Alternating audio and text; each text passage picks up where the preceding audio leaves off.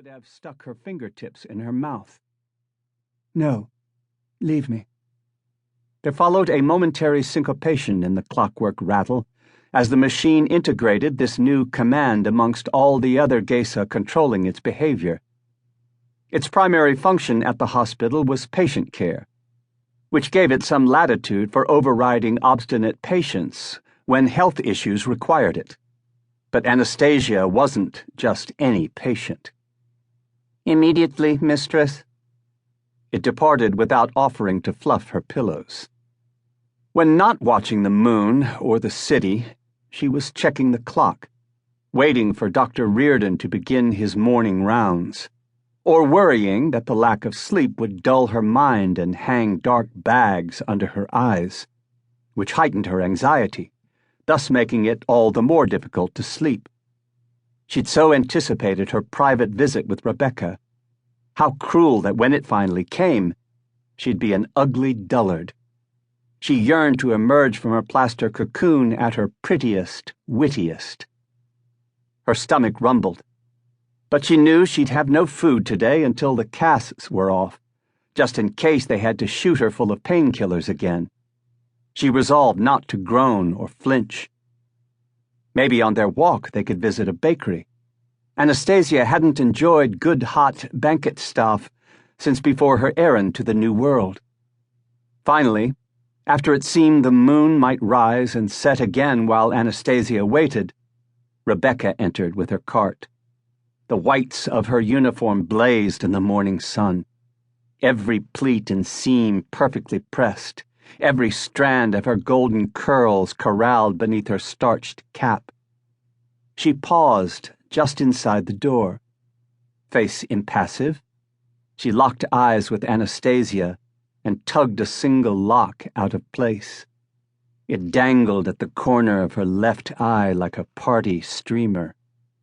Trapped within their plaster prisons, Anastasia's knees oozed like overheated candle wax. "Foul coquette," she mouthed. Dr. Reardon entered. "Good morning, Anastasia." Per her own request, he addressed her informally, although at first he'd omitted reference to her title only with visible unease, as if he expected the slight to conjure a herd of stem-winders. "Good morning, Doctor."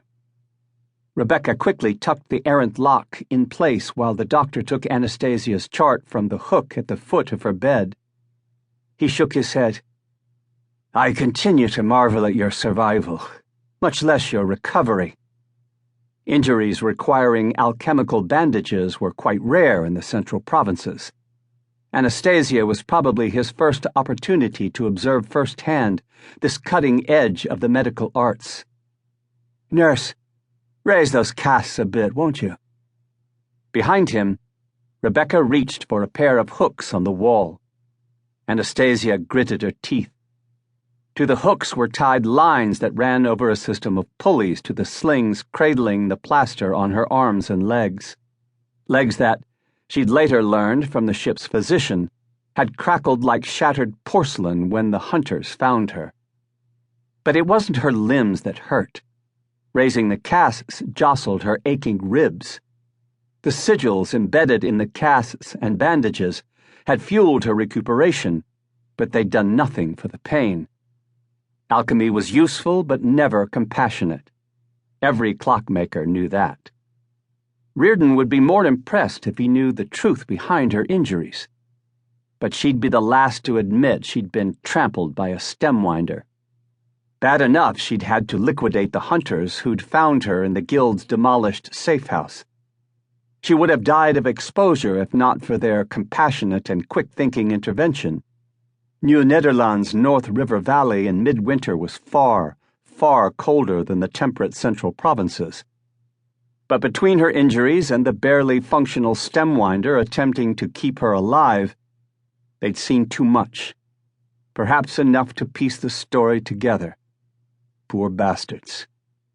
The ship's physician had met with his own unfortunate accident as well, falling overboard and plunging into the frigid North Atlantic, not long after innocently remarking how one particular bruise on Anastasia's chest resembled